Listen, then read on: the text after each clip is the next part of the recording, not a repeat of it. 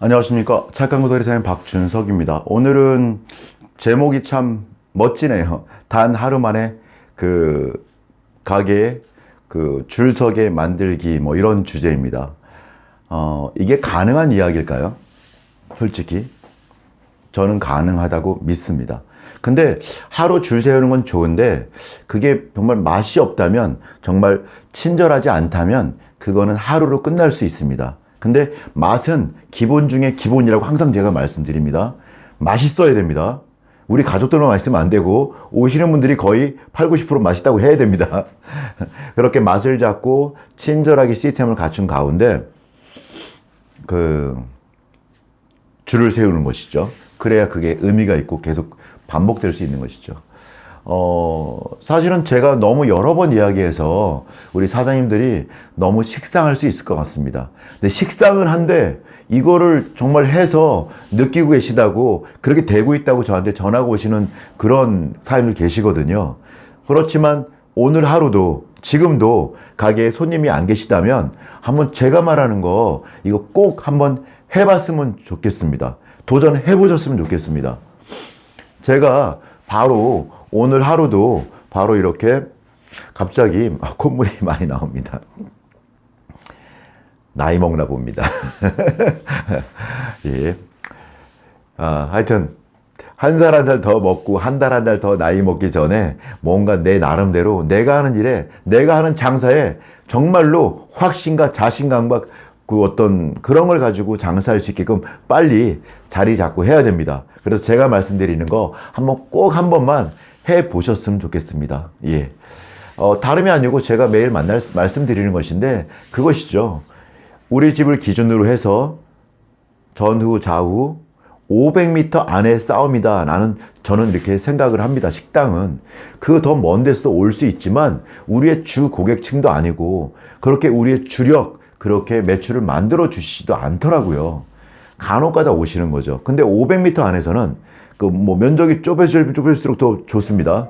정말로 그렇게 우리 집에 정말 커다란 매출의 대부분을 차지하시는 건 이 500m, 우리 집 기준으로 전후 좌우의 500 안에서의 싸움이라고 생각합니다. 그래서 바로 하루 만에 줄을 세우기 위해서는 이 거리 안에 있는 분들을 바로 내 사람으로 만들면, 내 고객으로 만들고 오게끔 만들면 성공하는 거죠. 기본은 맛이라고 했습니다. 예, 맛과 친절함과 청결함을 갖춘 가운데 또 그런 식당 많이 있거든요. 맛있고 청결하고 친절한 매장 많이 있거든요. 근데 손님이 없는 경우도 많습니다. 이럴 때 손님을 오게끔 하는 방법, 제가 항상 말씀드리지만 앞에는 명함, 뒤에는 쿠폰 있죠. 동네 사람들이 좋아할 만한 쿠폰인데 그걸 하나로 딱 만들지 마시고 몇 개를 만드십시오. 이렇게 예를 들어 주 고객이 60이다. 50대 중반이다 라는 고객이 우리의 주 고객이라 한다면 젊은 친구들이라면 젊은 친구들이 좋아할 만한 그런 걸로 쿠폰을 만드는 것이죠. 그래서 젊은 친구들은 예를 들어서 맥주 3병 먹으면 1병 서비스 이런 것도 좋고, 오면 소주나 맥주 1병 무료 이런 것도 좋겠고, 안주 하나 무료 이런 것도 좋겠고, 그런 것들을 이렇게 거는 거죠. 쿠폰으로 만드는 거죠. 앞에는 명함, 뒤에는 쿠폰. 그렇게 해서 그거를 동네에 있는 그런 상점들을, 또는 이렇게 사람들이 동네에 사시는 분들께 쭉 드리는 거죠.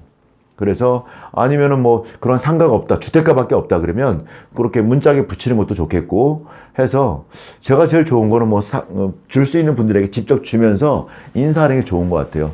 도심지에 보험회사가 많고 사무실이 많다 그러면 사무실 같은 데 가서 아침 오전 시간이나 아니면 오후 2시, 4시, 4시, 3시, 4시 이럴 때 손님 없애 가서 인사드리면서 안녕하십니까, 요 앞에 착한 코다리 사장 박준석이라고 합니다.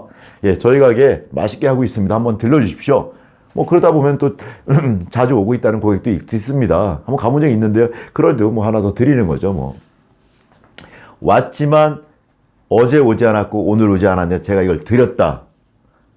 왔었지만 한 달 동안 오지 않았는데 제가 오늘 이걸 드렸다.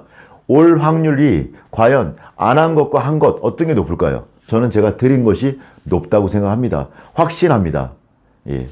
그리고 우리 가게에 테이블이 10개인데 이 10개의 테이블이 한 5개는 찹니다. 항상 그 정도는 찹니다. 돌아갑니다. 그 정도로. 나가고 들어오고. 5개만 더 채우면 되는 거죠.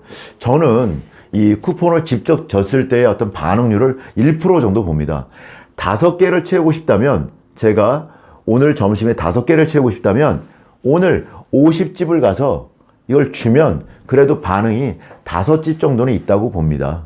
또 개 중에는 그냥 더 오기도 하고요. 만약에 50집을 했는데 5팀이 오지 않으면 저보고 책임지라고요? 아닙니다. 저 책임 못 집니다.